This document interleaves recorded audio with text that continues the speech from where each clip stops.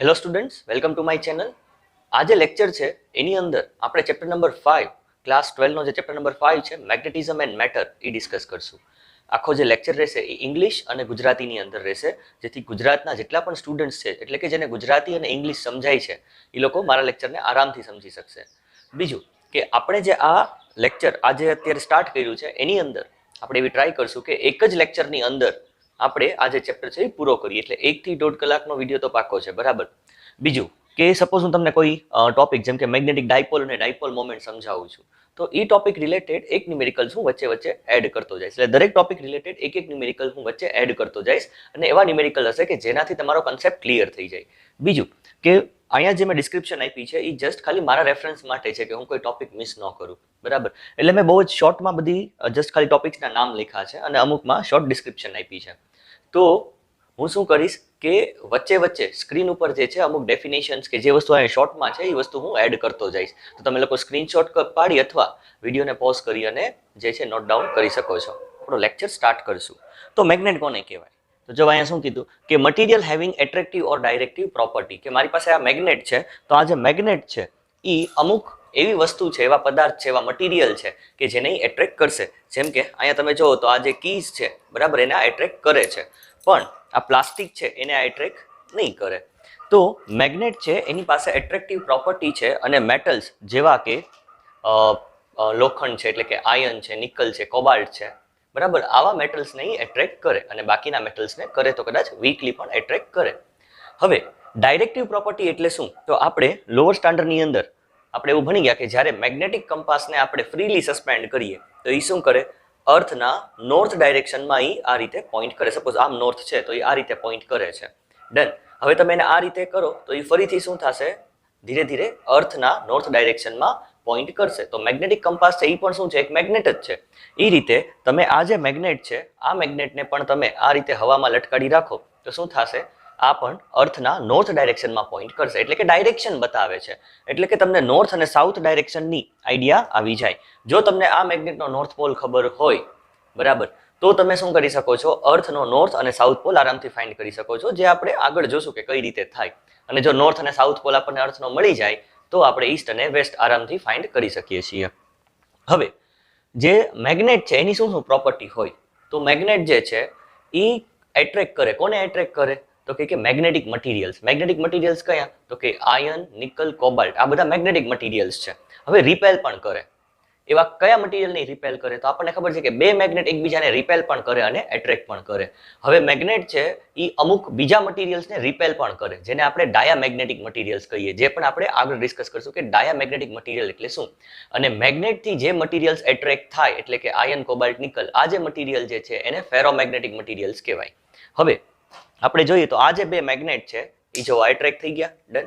હવે આ હું કરું તો જો આ જોઈન્ટ નથી થતા, એટલે કે હવે આ રિપેલ થાય છે. તો મેગ્નેટ પાસે એટ્રેક્ટિવ, રિપલ્સિવ પ્રોપર્ટી હોય છે.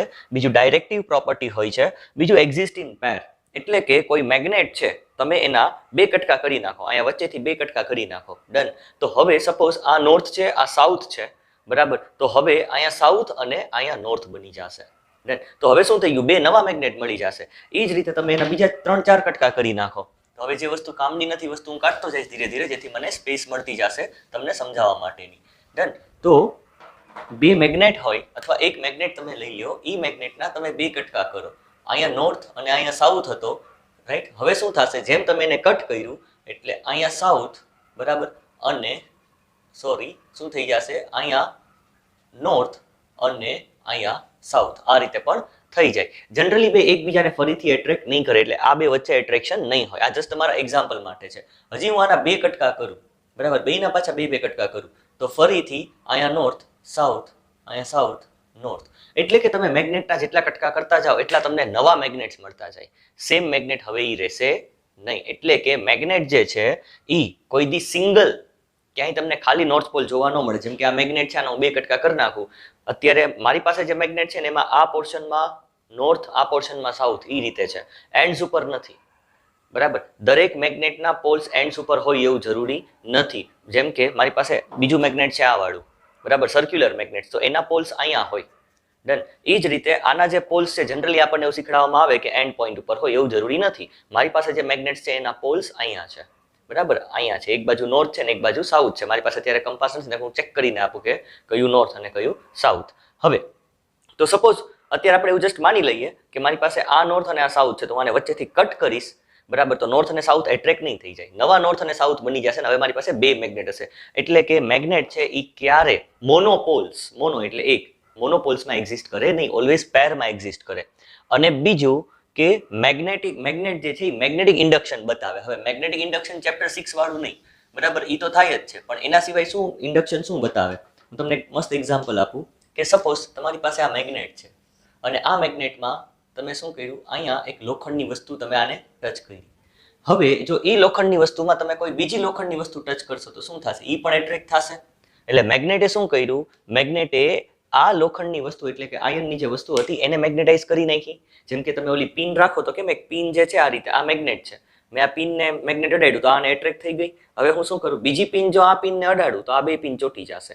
તો આ મેગ્નેટે આને મેગ્નેટાઇઝ કર્યું, બરાબર, એટલે હવે આ મેગ્નેટ જેવું કામ કરશે અને આ મેગ્નેટ જેવું કામ કરશે એટલે શું કરશે, આને એટ્રેક્ટ કરશે. તો મેગ્નેટ જે છે એ બીજા મટીરિયલને મેગ્નેટાઇઝ કરી શકે છે, એટલા માટે એને આપણે મેગ્નેટિક ઇન્ડક્શન કહીએ. તો મેગ્નેટ પાસે મેગ્નેટિક ઇન્ડક્શનની પ્રોપર્ટી પણ હોય છે. હવે અમુક ડેફિનેશન્સ જે છે ચેપ્ટરને આગળ સમજવા માટે જ્યારે અર્થ મેગ્નેટિઝમ ને એવું આવશે ત્યારે આ બધી વસ્તુ કામ આવશે. એટલે અત્યારે આપણે એને ટૂંકમાં સમજી લઈએ. સૌથી પહેલા મેગ્નેટિક ફિલ્ડ શું છે, તો જો અહીંયા તમને એક મેગ્નેટ દેખાય છે અને એ મેગ્નેટની આજુબાજુ મેં અમુક મેગ્નેટિક ફિલ્ડ લાઇન્સ ડ્રો કરી છે. ડન.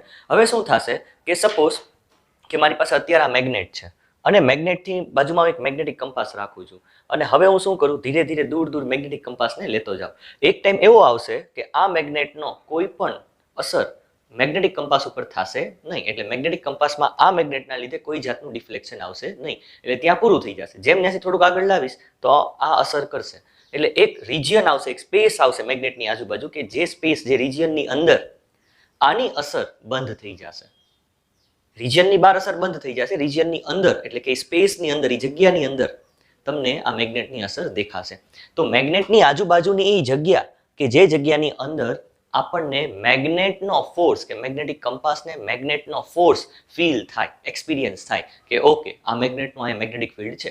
તો એ જે રિજિયન છે સરાઉન્ડ ધ મેગ્નેટ, એ રિજિયનને આપણે મેગ્નેટિક ફિલ્ડ કહીએ. અને યુનિફોર્મ મેગ્નેટિક ફિલ્ડ કયું, તો જો આ 12 મેગ્નેટ છે, ડન. તો હવે હું આની નજીક જાઉં તો મેગ્નેટિક ફિલ્ડ એકદમ સ્ટ્રોંગ હોય, જેમ દૂર આવું તો વીક પડતું જાય. તો અહીંયા મેગ્નેટિક ફિલ્ડની સ્ટ્રેન્થ છે એ એટલે કે એની જે પકડ છે, એની એટ્રેક્ટ કરવાની કેપેસિટી છે, જેમ હું પોલથી દૂર જાવ એમ ઓછી થતી જાય, બરાબર. પણ સપોઝ કે આપણી પાસે કોઈ એવી અરેન્જમેન્ટ છે જેમ કે હેલહોમ્સ કોઇલ કરીને આગળ તમારે આવશે, બરાબર, કે જેની અંદર મેગ્નેટિક ફિલ્ડ યુનિફોર્મ છે. જેમ કદાચ તમે ચેપ્ટર 1 ની અંદર ભણ્યા ઇલેક્ટ્રિક ફિલ્ડનું કે ઇલેક્ટ્રિક ફિલ્ડ યુનિફોર્મ, તો યુનિફોર્મ ઇલેક્ટ્રિક ફિલ્ડને આપણે પેરેલલ લાઇન્સથી રિપ્રેઝન્ટ કરીએ. તો યુનિફોર્મ મેગ્નેટિક ફિલ્ડ એટલે શું, તો કે એક એવું રિજિયન કે જ્યાં દરેક પોઈન્ટ ઉપર મેગ્નેટિક ફિલ્ડની સ્ટ્રેન્થ એટ્રેક્ટ કરવાની કેપેસિટી છે એ એક સરખી છે, બરાબર, વેરી નથી થતી. જેમ કે અહીંયા તમે જો તો ફિલ્ડ લાઇન્સ છે એકદમ નજદીક છે એટલે સ્ટ્રોંગ મેગ્નેટિક ફિલ્ડ. હવે તમે દૂર જાઓ તો ફિલ્ડ લાઇન્સ વચ્ચે ડિસ્ટન્સ વધતું જાય એટલે ફિલ્ડ છે એ વીક પડતું જાય. પણ અહીંયા જો દરેક પોઈન્ટ ઉપર ફિલ્ડ લાઇન્સની વચ્ચે એક સરખી સ્પેસ છે એટલે શું બતાવે કે મેગ્નેટિક ફિલ્ડ છે એ યુનિફોર્મ છે, એક સરખું છે. હવે મેગ્નેટિક પોલ્સ બધાને આપણને ખબર છે કે ભાઈ મેગ્નેટિક પોલ્સ તો કે મેગ્નેટની અંદર કન્વેન્શનલી આપણે નક્કી કર્યું ભાઈ એક નોર્થ અને એક સાઉથ. અને મેગ્નેટ જે ક્યારે મોનોપોલ્સમાં એક્ઝિસ્ટ કરે નહીં, ઓલવેઝ એક્ઝિસ્ટ ઇન ડાયપોલ્સ, ડાય એટલે બે. હવે મેગ્નેટિક એક્સિસ રહી ગઈ. મેગ્નેટિક એક્સિસ શું જોવાય મેં લેબલ કરી. તો મેગ્નેટના જે પોલ્સ છે, ફોર એક્ઝામ્પલ કે અત્યારે હું આ ડસ્ટરને મેગ્નેટ કહી દઉં, આ નોર્થ અને આ સાઉથ, તો હું અહીંયાથી એક લાઇન ખેંચું જે નોર્થ અને સાઉથને કટ કરતી જાય. એટલે કે મેગ્નેટના સેન્ટરમાંથી અથવા મેગ્નેટના નોર્થ સાઉથને જોઈન કરતી જે લાઇન છે એ લાઇનને આપણે મેગ્નેટિક એક્સિસ કહીએ. તો આ જે હોરિઝોન્ટલ લાઇન છે એ મારી મેગ્નેટિક એક્સિસ થઈ ગઈ. હું આમ રાખું તો આ મારી મેગ્નેટિક એક્સિસ થઈ ગઈ, બરાબર.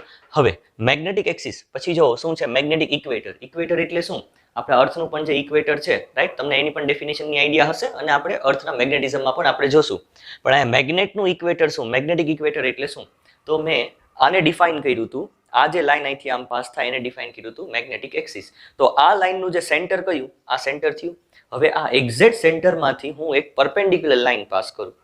એક્ઝેક્ટ સેન્ટરમાંથી મેગ્નેટિક એક્સિસના એક્ઝેક્ટ સેન્ટરમાંથી એક પરપેન્ડિક્યુલર લાઈન પાસ કરું. એ લાઈનને હું મેગ્નેટિક ઇક્વેટર કહીશ. યાદ રાખજો, મેગ્નેટિક ઇક્વેટર સેન્ટરમાંથી પાસ થાય, તમે બીજે ક્યાંયથી ના પાસ કરી શકો.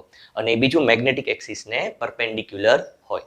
બરાબર, તો અહીંયા પણ જે મેગ્નેટિક ઇક્વેટર જે છે એ મેગ્નેટિક એક્સિસને પરપેન્ડિક્યુલર પાસ થશે, જેને આપણે મેગ્નેટિક ઇક્વેટર કહીશું, અને એ મેગ્નેટના સેન્ટરમાંથી પાસ થશે. અર્થનું ઇક્વેટર અર્થના સેન્ટરમાંથી પાસ થાય and perpendicular to the axis. બરાબર, હવે મેગ્નેટિક લેન્થ. હવે આ જે મેગ્નેટ હોય, બરાબર, એના જે પોલ્સ હોય, સપોઝ હું તમને કહું કે ભાઈ એવું મેગ્નેટ છે કે અહીંયા નોર્થ અને અહીંયા સાઉથ છે, તો પોલ્સ છે ને એકદમ મેગ્નેટની બહાર ન હોય, એ થોડાક અંદરની બાજુ હોય, એટલે અહીંયા નોર્થ અહીંયા સાઉથ એ રીતે છે. તો બાકીની જો એટલી જગ્યા ખાલી રહી ગઈ. તો આ જે લેન્થ છે એ જ્યોમેટ્રિક લેન્થ થઈ ગઈ. મેગ્નેટની આખી લેન્થ અહીંથી ચાલુ કરીને અહીંયા પૂરું કરું, તો આ જે આખી લેન્થ હું મેઝર કરું, અહીંયા આ જે આખી લેન્થ મેઝર કરું એ છે જ્યોમેટ્રિક લેન્થ. પણ બે પોલ્સ વચ્ચેની જો હું લેન્થ મેઝર કરું, એટલે કે અહીંયા આપણે જોઈએ તો બે પોલ્સ વચ્ચેની જે લેન્થ છે એને હું મેગ્નેટિક લેન્થ કહીશ. અહીંયા મેં LM લખ્યું, બરાબર, મેગ્નેટિક લેન્થ કહીશ. અને આખી જે લેન્થ છે એને હું જ્યોમેટ્રિક લેન્થ કહીશ. અને જનરલી અહીં મેં લખ્યું જ છે જ્યોમેટ્રિક લેન્થ આખી લેન્થ થઈ ગઈ, મેગ્નેટિક લેન્થ બે પોલ્સ વચ્ચેનું ડિસ્ટન્સ. મેગ્નેટિક લેન્થ એટલે શું? બે પોલ્સ વચ્ચેનું ડિસ્ટન્સ. તો મારું જે મેગ્નેટ છે, બરાબર, એમાં નોર્થ અને સાઉથ પોલ અહીંયા છે, તો આ જે છે એની મેગ્નેટિક લેન્થ થઈ ગઈ.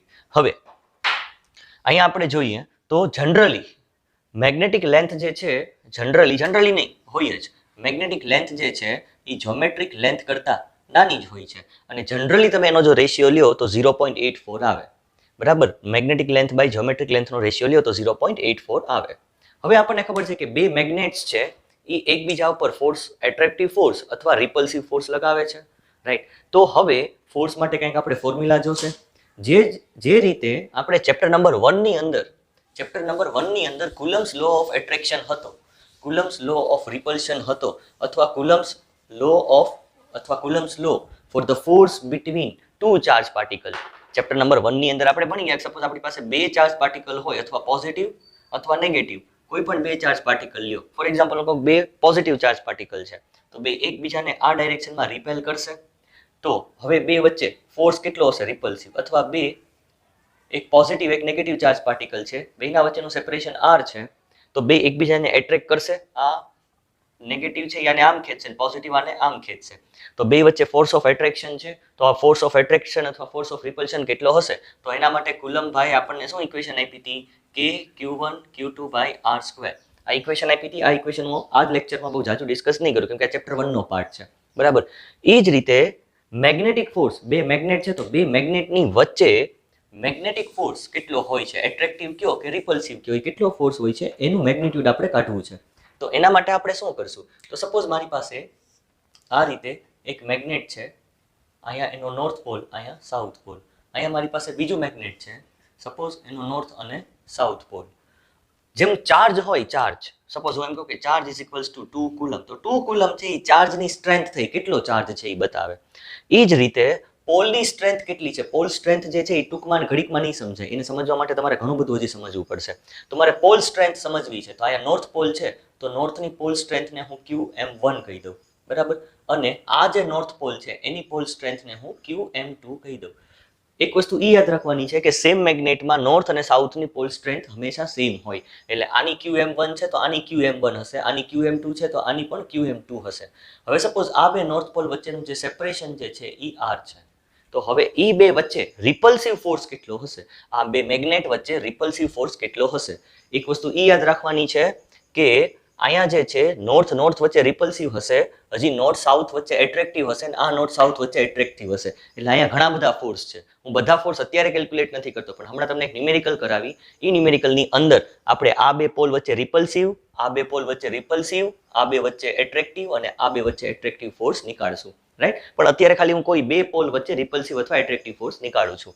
તો આ બે વચ્ચે કેટલો રિપલ્સિવ ફોર્સ હશે? તો કુલમ્સે શું કીધું કે ભાઈ જે ફોર્સ છે એ પોલ સ્ટ્રેન્થને પ્રપોર્શનલ છે. જેમ કુલમ્સ લો ઓફ ફોર્સ એટલે ચેપ્ટર 1 ની અંદર જે હતો એની અંદર શું કીધું કે ફોર્સ છે એ કોને પ્રપોર્શનલ છે? કે બે ચાર્જના મેગ્નિટ્યુડને. જે એટ્રેક્ટિવ અથવા રિપલ્સિવ ફોર્સ છે એ કોને પ્રપોર્શનલ છે? બે ચાર્જના મેગ્નિટ્યુડને, બે ચાર્જના મેગ્નિટ્યુડના મલ્ટિપ્લિકેશનને અથવા પ્રોડક્ટને. તો એ જ રીતે આ બે મેગ્નેટ વચ્ચે રિપલ્સિવ અથવા એટ્રેક્ટિવ ફોર્સ કેટલો હશે? તો કે force is proportional to QM1 QM2. M1 ને M2 સબસ્ક્રિપ્ટમાં છે, બરાબર. એ ખાલી બતાવે કે મેગ્નેટિક, અહીં બતાવે મેગ્નેટિક, એનો કોઈ નંબર નથી, એનો કોઈ મેગ્નિટ્યુડ નથી. બરાબર. So F is proportional to QM1 QM2 product of pole strength. QM1 QM શું છે અહીંયા? પોલ સ્ટ્રેન્થ છે. બરાબર. પોલની સ્ટ્રેન્થ બતાવે છે કે આ પોલ છે કેટલો સ્ટ્રોંગ છે, કેટલો એટ્રેક્ટિવ ફોર્સ લગાવી શકે છે. સો જે ફોર્સ છે બે મેગ્નેટ વચ્ચે is proportional to product of the pole strength and inversely proportional to the square of the distance between them. બે ઇક્વેશનને મલ્ટીપ્લાય કરો તો F is proportional to QM1 QM2 divide by R square. Again આ proportionality sign છે. Proportionality સાઇનથી મારે equality સાઇનમાં જવું હોય તો મારે શું કરવું પડે? કોઈ પ્રપોર્શનાલિટી કોન્સ્ટન્ટથી એને મલ્ટીપ્લાય કરવો પડે. અને મેથેમેટિકલી સાયન્ટિસ્ટ લોકોએ સ્ટડી કરી અને આ જે કોન્સ્ટન્ટ છે એની વેલ્યુ ફાઇન્ડ કરી અને શું મળી? તો K ઇઝ ઇક્વલ્સ ટુ μ0/4π અને એની જે વેલ્યુ છે એ એક્ઝેક્ટલી મળી 10⁻⁻⁷.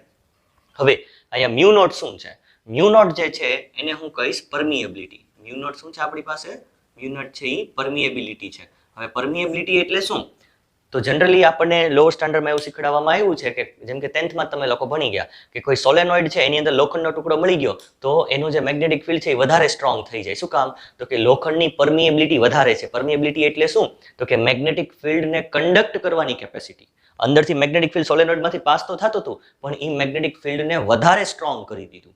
તો મેગ્નેટિક ફિલ્ડને કન્ડક્ટ કરવાની એટલે કે એને સપોર્ટ કરવાની અથવા એને ઓપોઝ કરવાની જે પ્રોપર્ટી છે એ પ્રોપર્ટીને પરમિએબિલિટી કહેવાય. બરાબર. તો અહીંયા જે છે આ પરમિએબિલિટી છે. અને પરમિએબિલિટીની કેટલી વેલ્યુ થાય? μ0 ને સબ્જેક્ટ કરો તો પરમિએબિલિટી ઓફ વેક્યુમ ઇઝ 4π × 10⁻⁷. અને આનો જે SI યુનિટ જે છે એ છે હેનરી પર મીટર. બરાબર. હવે હેનરી ને બધું શું છે? ચેપ્ટર નંબર 6 માં ઇન્ડક્ટરમાં તમે ભણશો, ઇન્ડક્ટન્સ નામના ટોપિકમાં ભણશો. તો આ હેનરી પર મીટર થઈ ગયું. હવે આપણે સમજીએ મેગ્નેટિક ડાયપોલ અને ડાયપોલ મોમેન્ટ. જો ચેપ્ટર નંબર 1 ની અંદર ડાયપોલ મોમેન્ટનો કન્સેપ્ટ થોડો ક્લિયર હશે, થોડી ખબર હશે કે ડાયપોલ અને ડાયપોલ મોમેન્ટ શું છે, તો આ કન્સેપ્ટ પણ તમને ફટાફટ સમજાઈ જશે. ચલો, તો મેગ્નેટિક ડાયપોલ નામથી જ ખબર પડે, મેગ્નેટ અને ડાય એટલે બે, ડાયપોલ એમાં ડાય એટલે બે અને બે પોલ. તો આપણને ખબર છે કે મેગ્નેટ જે છે એ ક્યારે મોનોપોલમાં એક્ઝિસ્ટ કરતો નથી. જેમ કે પોઝિટિવ અને નેગેટિવ ચાર્જ તમે લ્યો તો બે પોઝિટિવ અને નેગેટિવ ચાર્જ ઇક્વલ અને ઓપોઝિટ તમે રાખો તો એ તમને એક ડાયપોલ આપે, જેને આપણે ઇલેક્ટ્રિક ડાયપોલ કહીએ. પણ તમે બેને સેપરેટ કરી શકો છો, બેને તમે નોખા પાડી શકો.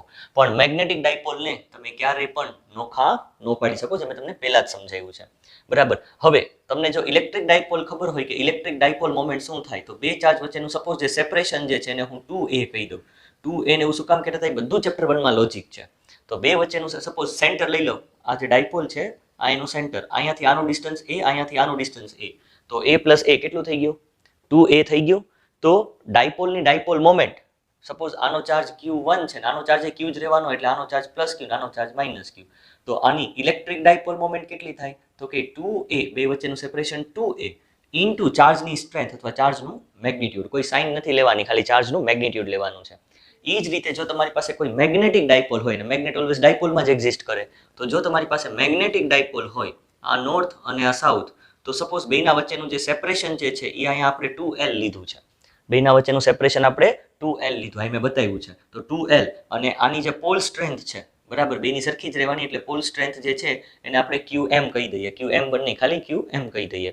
તો હવે સેમ આ ઇક્વેશન માટે, આ સેમ ઇક્વેશનને આપણે જો કમ્પેર કરીએ અને મારે મેગ્નેટિક ડાયપોલ મોમેન્ટ જોઈએ, તો મેગ્નેટિક ડાયપોલ મોમેન્ટ અહીંયા મેં 2a શું કર્યું? બેના વચ્ચેનું સેપરેશન લીધું. એમ અહીંયા પણ હું બે પોલ વચ્ચેનું સેપરેશન લઈશ, જે છે 2l. અને અહીંયા શું લીધું? ચાર્જની સ્ટ્રેન્થ લીધી. તો અહીંયા શું લેશું આપણે? Pole strength.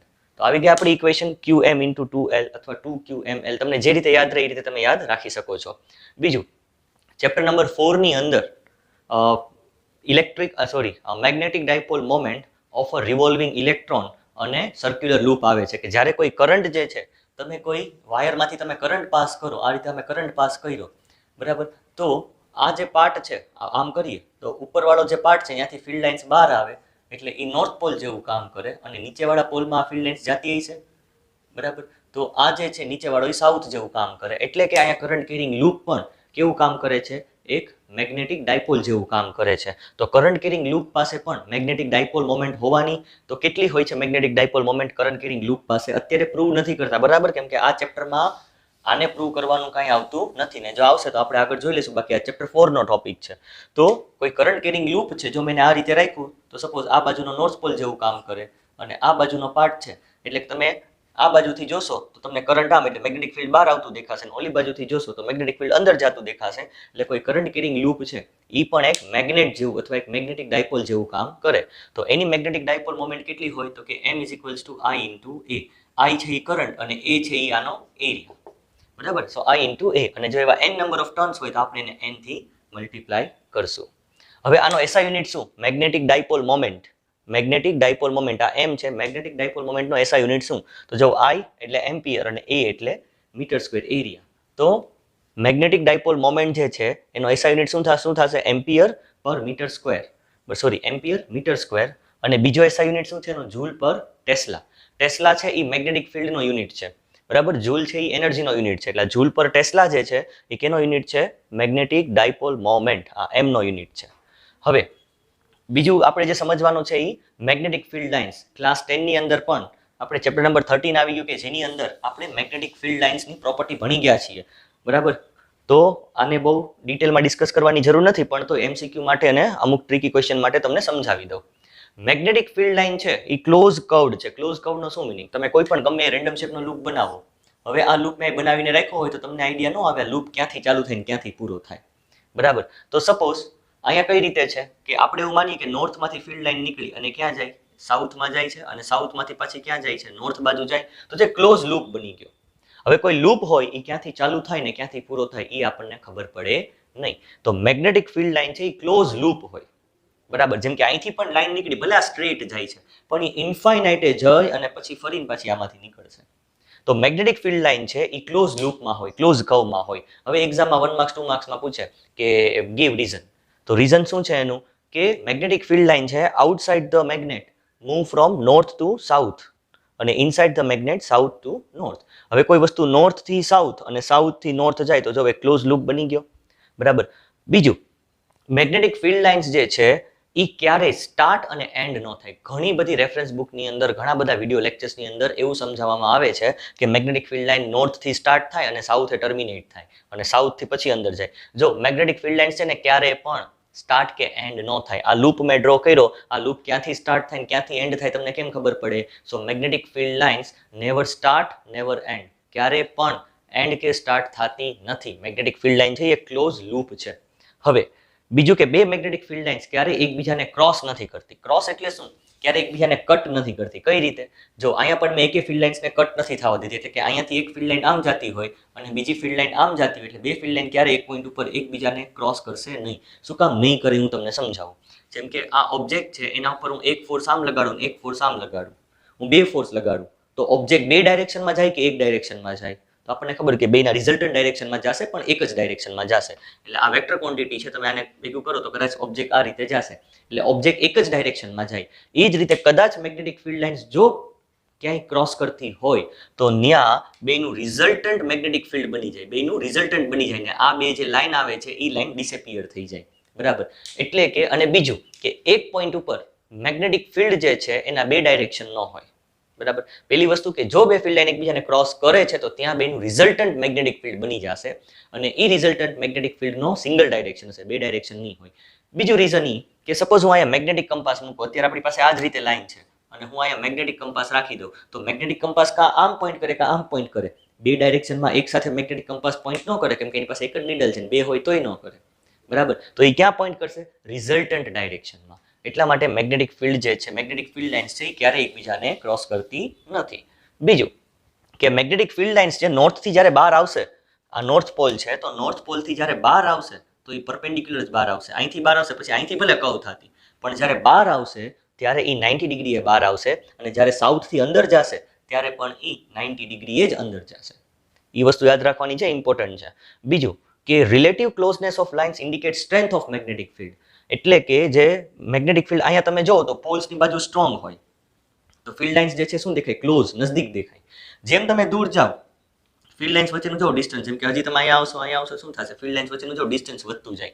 એ જ રીતે તમે પોલથી ઉપરની બાજુ જાઓ તો જો ફિલ્ડ લાઇન્સ વચ્ચેનું ડિસ્ટન્સ વધતું ગયું તો the increasing distance between the field lines indicate weak magnetic field and the closeness of the magnetic field lines indicate strong magnetic field. જેટલા ક્લોઝ, બરાબર, જેટલા મેગ્નેટિક ફિલ્ડ લાઇન્સ વચ્ચેનું ડિસ્ટન્સ ઓછું એટલું વધારે સ્ટ્રોંગ મેગ્નેટિક ફિલ્ડ છે એવું show કરે. એટલે ક્લોઝનેસ શું બતાવે કે સ્ટ્રેન્થ બતાવે. ક્લોઝ હોય એટલે કે નજદીક હોય તો સ્ટ્રોંગ મેગ્નેટિક ફિલ્ડ હોય અને દૂર દૂર હોય તો વીક મેગ્નેટિક ફિલ્ડ હોય. તો હવે આપણે ફાઇન્ડ કરવાનું છે magnetic field on the axis of a bar magnet. તો સપોઝ આપણી પાસે કોઈ બાર મેગ્નેટ છે જેનો નોર્થ પોલ છે. હવે સપોઝ હું કોઈ નોર્થ પોલ રાખું, મોનોપોલ એક્ઝિસ્ટ નથી કરતા, પણ જસ્ટ આપણે એઝ્યુમ કરી કે હું કોઈ નોર્થ પોલ રાખું, તો નોર્થ પોલને ફોર્સ ક્યાં આમ લાગશે, એટલે આ નોર્થ પોલ અહીંના નોર્થ પોલને આમ ફોર્સ લગાવશે. પણ આ જે સાઉથ પોલ છે એ આ બાજુ પોતાની તરફ ખેંચશે. હવે આ એરો શું કામ મેં મોટો કર્યો, તો આ નોર્થ પોલ નજદીક છે એટલે વધારે ફોર્સ લગાવશે, સાઉથ પોલ દૂર છે એટલે ઓછો ફોર્સ લગાવશે. સેકન્ડ પાર્ટમાં આપણે એવું કરશું કે એક્સિસ ઉપર આપણે ફાઇન્ડ કરશું, ઇક્વિટોરિયલ પોઈન્ટ ઉપર. અત્યારે આપણે એક્સિસ ઉપર ફાઇન્ડ કરીએ છીએ. હવે જે પોઈન્ટ છે એનું જે ડિસ્ટન્સ છે એ ક્યાંથી લેશું આપણે, મેગ્નેટના સેન્ટરથી. એટલે આ જે મેગ્નેટ છે એના સેન્ટરથી આ ડિસ્ટન્સ આપણે લેશું. એટલે ડિસ્ટન્સ કેટલું છે, આર. બીજું, મેગ્નેટની જે મેગ્નેટિક લેન્થ છે ને જ્યોમેટ્રિક લેન્થ છે અત્યારે એપ્રોક્સિમેટલી ઇક્વલ લઈ લઈએ, તો એ લેન્થ કેટલી છે આખી, L + L 2L. તો હવે આ પોઈન્ટ ઉપર આ નોર્થ પોલ છે મેગ્નેટનો એ કેટલો ફોર્સ લગાવે, તો એના માટે શું ઇક્વેશન છે આપણી પાસે, F applied by north pole on this pole is equals to K QM1. હવે QM1 શું છે, આ નોર્થ પોલની પોલ સ્ટ્રેન્થ, અને અહીંયા જે મેં મેગ્નેટ રાખ્યું છે એની પોલ સ્ટ્રેન્થ QM2 છે. તો K QM1 QM2 divide by R². K ની વેલ્યુ આપણને ખબર છે μ0/4π. હવે આ ડાયરેક્શનમાં ફોર્સ લગાવે છે તો એલોંગ OP ના ડાયરેક્શનમાં લગાવે છે. હવે force applied by south pole કેટલો થઈ જાય, K QM1. હવે M1 શું કામ, સેમ મેગ્નેટના નોર્થ અને સાઉથ પોલની પોલ સ્ટ્રેન્થ એક સરખી હોય એટલે K QM1 અને આની pole strength QM2 divide by, હવે જુઓ અહીંયા ભૂલ છે, આ ડિસ્ટન્સ જે છે આખું R છે, તો આ ડિસ્ટન્સ કેટલું થઈ જશે, આખું R છે એમાંથી L માઇનસ કરી નાખો એટલે આ ડિસ્ટન્સ કેટલું વધે આપણી પાસે, તો કે R - L હોલ સ્ક્વેર. અને હવે મારે આના માટે ડિસ્ટન્સ જોઈએ છે તો R + L એટલે આ થઈ જશે R + L હોલ સ્ક્વેર. હવે આનો ડાયરેક્શન ક્યાં છે, જો આ ફોર્સ ક્યાં લાગે, P થી O બાજુ આ ડાયરેક્શનમાં લાગે છે, તો P થી O બાજુ આ ડાયરેક્શનમાં લાગે. ફોર્સ વેક્ટર ક્વોન્ટિટી છે, બરાબર, તો બે ઓપોઝિટ ડાયરેક્શનમાં હોય તો નેટ ફોર્સ કેટલો લાગે છે આ કેસમાં, તો F net force is equals to શું થઈ જશે, સોરી અહીંયા સાઉથ છે, સો Fn - Fs વેક્ટર ક્વોન્ટિટી છે એટલે મેં માઇનસ કરી, બે ઓપોઝિટ ડાયરેક્શનમાં છે.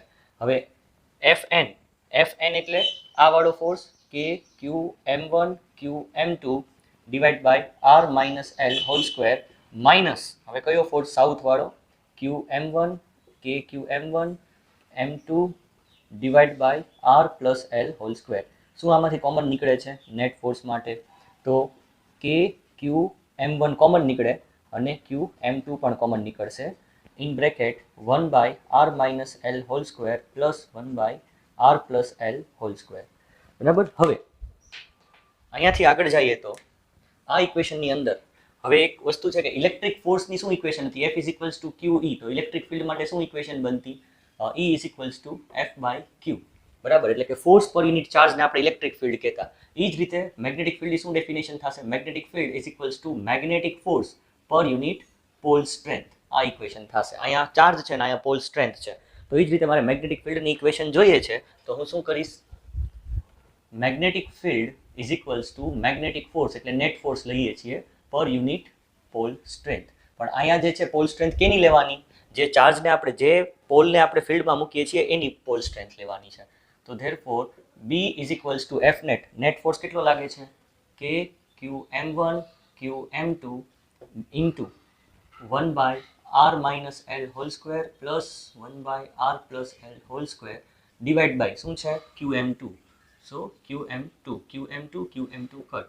ધેરફોર મેગ્નેટિક ફિલ્ડ કયા લાઈન ઉપર લઈએ છીએ આપણે, એક્સિસ ઉપર લઈએ છીએ, તો magnetic field on the axial line, axis ઉપર મેગ્નેટિક ફિલ્ડ છે એ કેટલું હશે, તો કે K QM1 QM2 તો કટ થઈ ગયો, આને સોલ્વ કરો એટલે આ થઈ જશે R² + 2RL + L² પ્લસ મેં આને અહીંયા લઈ લીધું, આને હું સામે જવા દઉં તો ફરીથી આને અહીંયા લખીશ હું, B = શું થઈ જશે K QM1 ઇન્ટુ, હવે હું આને અહીંયા ક્રોસ મલ્ટીપ્લાય કરી નાખું અને એનો હોલ સ્ક્વેર, તો R² + 2RL + L², અહીંયા માઇનસની સાઇન, આને સામે લઈ લઉં છું એટલે R² - 2RL + L² divide by A - B A + B, એટલે થઈ જશે a minus B a plus B એટલે a square minus B square ને પાછો બેનો સ્ક્વેર છે એટલે હોલ સ્ક્વેર થઈ ગયો. અહીંયાથી બ્રેકેટ ઓપન કરો, બ્રેકેટ ઓપન કરશો એટલે આ માઇનસ વાળું પ્લસ ને પ્લસ વાળું માઇનસ, તો r square cut l square same opposite sign છે એટલે કટ થઈ જશે. 2rl પ્લસ 2rl શું થઈ જશે 4rl ડિવાઈડ બાય અહીંયા શું છે r square minus L square whole square. હજી અહીંયા કંઈક હતું, શું હતું કે ક્યુ m1. therefore magnetic field on the axis is equals to, હવે જો એક ઇક્વેશન હતી magnetic dipole moment is equals to 2qm into l, તો આને આપણે છૂટું પાડી તો આ થઈ જશે 4 એટલે 2 into 2 એટલે આ 2 આ qm અને આ l એ ત્રણ એટલે મેગ્નેટિક ડાયપોલ મોમેન્ટ થઈ ગઈ. તો હું અહીંયા લખી નાખું હજી કાંઈથી 2 વધ્યો એટલે 2 એઝ ઇટ ઇઝ, આ ત્રણનું કોમ્બિનેશન અને હજી આ k વધ્યો એટલે આ k અને q m1 2 into l એટલે એ થઈ ગયું મેગ્નેટિક ડાયપોલ મોમેન્ટ. અને હજી અહીંયાથી શું વધ્યું આપણી પાસે r વધ્યો એટલે 2kmr ડિવાઈડ બાય શું થઈ જશે અહીંયા r square minus L square whole square. હવે k ની વેલ્યુ મૂકી દો એટલે આપણી ટેક્સ્ટબુક વાળી ઇક્વેશન આવી જશે b on the axis is equals to 2 અથવા હું આને લઈ લઉં પહેલા mu naught by 4 pi into 2kmr divide by R square minus L square whole square. Suppose ઇક્વેશનની અંદર હું એવું માની લઉં કે જે આર છે એટલે કે આ જે ડિસ્ટન્સ જે છે સેન્ટરથી એ બહુ મોટું છે અને એલની વેલ્યુ બહુ નાની એટલે કે એલ છે એ 1 મિલીમીટર છે અને આર છે એ 10 સેન્ટીમીટર છે. તો 1 સેન્ટીમીટર 10 સેન્ટીમીટર અને 1 મિલીમીટર બહુ જાજો ડિફરન્સ થઈ ગયો. તો જો એવો કેસ હોય r is very very greater than l, તો એ કેસમાં એલ સ્ક્વેરની જે વેલ્યુ છે એ એપ્રોક્સ આપણે 0 લઈ શકીએ. તો હવે શું થઈ જશે therefore b on the axis magnetic field on the axis is equals to mu naught by 4 pi into હવે અહીંયા થઈ જશે 2km into r divide by હવે l સ્ક્વેર તો 0 થઈ ગયો એટલે r રેસ ટુ 4 થઈ ગયું.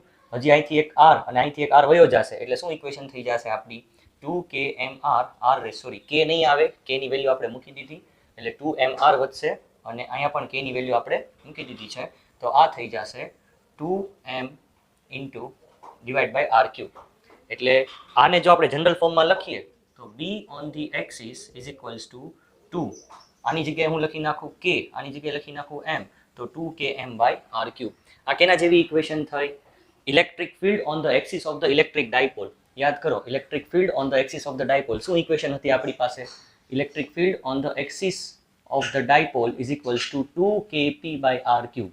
તો 2 અહીંયા છે અહીંયા પણ છે, k અહીંયા છે એ કુલમ્સ કોન્સ્ટન્ટ છે, અહીંયા છે એ મેગ્નેટિક ફિલ્ડનો કોન્સ્ટન્ટ છે અને અહીંયા જે આપણી પાસે m છે એ મેગ્નેટિક ડાયપોલ મોમેન્ટ છે, અહીંયા m છે એ ઇલેક્ટ્રિક ડાયપોલ મોમેન્ટ છે, અહીંયા ડિસ્ટન્સ r ક્યુબ ને અહીંયા પણ ડિસ્ટન્સ r ક્યુબ.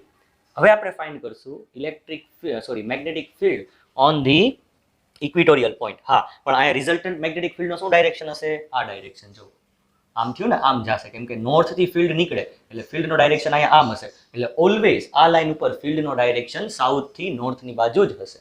બરાબર. હવે આપણે આ પોઈન્ટ ઉપર ફાઇન્ડ કરવું છે તો એના માટે આપણે શું કરશું તો હવે આપણે ફાઇન્ડ કરશું magnetic field on the equatorial point.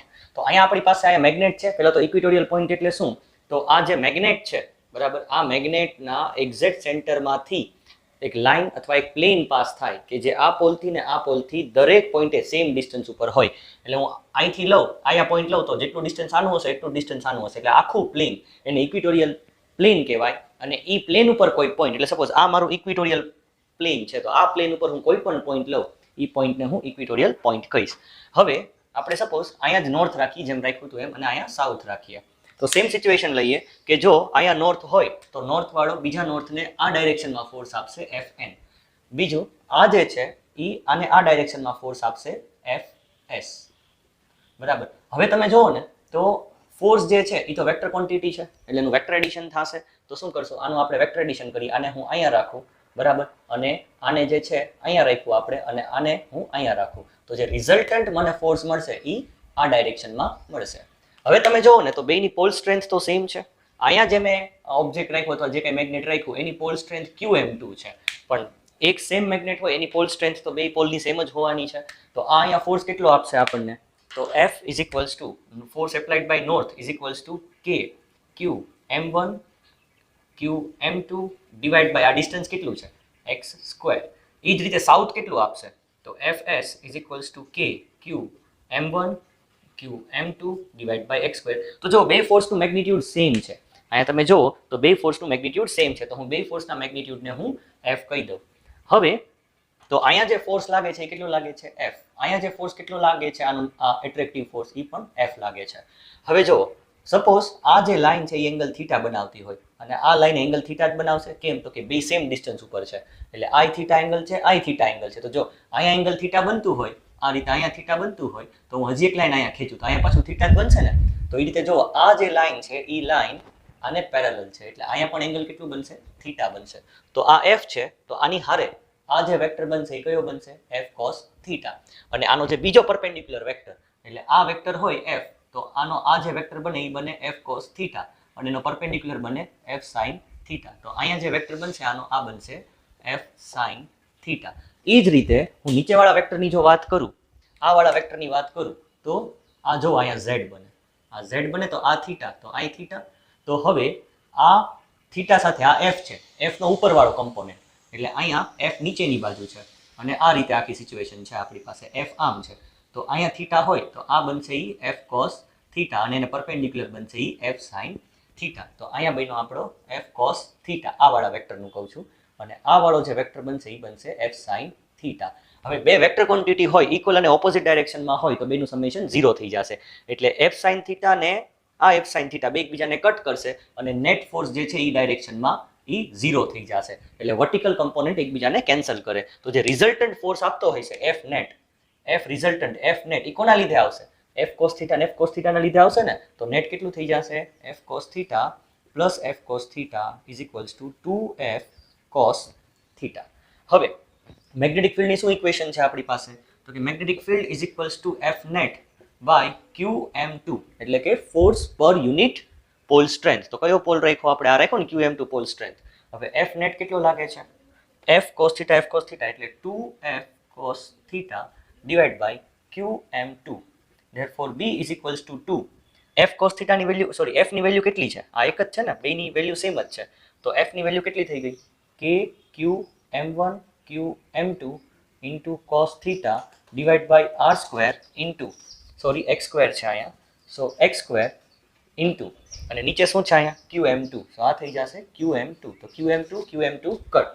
તો શું વધ્યું હવે આપણી પાસે ઇક્વેશનની અંદર? તો b is equals two magnetic field કયા પોઈન્ટ ઉપર લઈએ છીએ આપણે? ઇક્વિટોરિયલ પ્લેન ઉપર લઈએ છીએ. તો b equatorial is equals to 2 into k into qm1 into cos theta divide by શું વધ્યું આપણી પાસે? x square.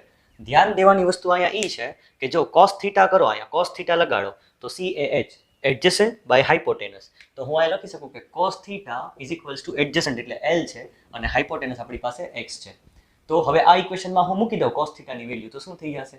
L by x અને x ને x બે ભેગા થઈને શું થઈ જશે? x ક્યુબ થઈ જશે. એક x સ્ક્વેર હતું અને એક x, તો x cube into x square into x એટલે x ક્યુબ થઈ ગયું. તો હવે આપણે 2qm1 અને L આ શું થઈ ગયું? પાછું આવી ગયું magnetic dipole moment. therefore magnetic field on the equatorial point આ k as it is મેં રાખી દીધો 2qm1 into L એટલે થઈ ગઈ મેગ્નેટિક ડાયપોલ મોમેન્ટ અને આ ડિવાઇડ બાય થઈ ગયું x ક્યુબ. હવે x ક્યુબ ને કન્વર્ટ કરો ઇન ટર્મ્સ ઓફ r ના ટર્મ્સમાં મારે જોઈએ. તો x જોવો હાઇપોટેનસ છે તો પાયથાગોરસ થિયરમ પ્રમાણે x ઇઝ ઇક્વલ્સ ટુ અથવા x square is equals to શું થઈ જશે? x square is equals two આ થઈ જશે r square plus l square. એટલે આ થઈ જશે r square plus l square. પણ ખાલી x જોતો હોય તો r square plus l square ને ઉપર રૂટને હું 1/2 ના ફોર્મમાં લખી શકું. તો અહીંયા b on the equatorial point is equals to k m divide by x ક્યુબની જગ્યાએ એટલે કે હું x ની જગ્યાએ આ વેલ્યુ નાખી દઉં. સો r square plus l square raise to 3. અહીંયા જો x ની ઉપર 3 તો છે અને અહીંયા પાછું શું છે? Raise to 1/2. તો હું પહેલા x ની જગ્યાએ આ વેલ્યુ મૂકું અને પછી એનો ક્યુબ કરું તો 1/2 તો છે જ. હવે આનો હું ક્યુબ કરું તો 3 અહીંયા લાગી જશે એટલે રેસ ટુ 3/2. આ ક્યારે લેવાની? જ્યારે આ જે પોઈન્ટ છે એ નજદીક હોય. એટલે કે આ જે ડિસ્ટન્સ r છે અને મેગ્નેટની જે લેન્થ છે આ હાફ લેન્થ એ કમ્પેરેબલ હોય એટલે કે 2 મિલીમીટરમાં હોય કે પછી 2 સેન્ટીમીટરમાં હોય, નજદીકની હોય ત્યારે આ વસ્તુ લેવાની. બરાબર. પણ જો એવી કન્ડિશન હોય કે સપોઝ જે r છે એટલે કે આ ડિસ્ટન્સ જે છે એ વેરી ગ્રેટર ધેન l છે તો એ કેસમાં એલની વેલ્યુ બહુ નાની હશે, તેનો સ્ક્વેર કરશો તો એ પણ જે વેલ્યુ છે એ 0 ને નજદીક આવશે. એટલે કે 1 મિલીમીટર હોય તો એટલે 10⁻³ થયું, એનો તમે સ્ક્વેર કરો એટલે 10⁻6 એટલે 0.0000. તો આ જે છે એ 0 ને નજદીક થાય, એટલા માટે આપણે એને લેતા નથી. તો therefore magnetic field on the equatorial point is equals to km divide by, હવે આ L² તો 0 થઈ ગયો એટલે r²⁵2 2 કટ. તો therefore B on the equatorial point is equals to km by r³. ઓલી ઇક્વેશનમાં આપણને શું આવ્યું હતું? ઓલી ઇક્વેશનમાં શું આવ્યું હતું આપણને?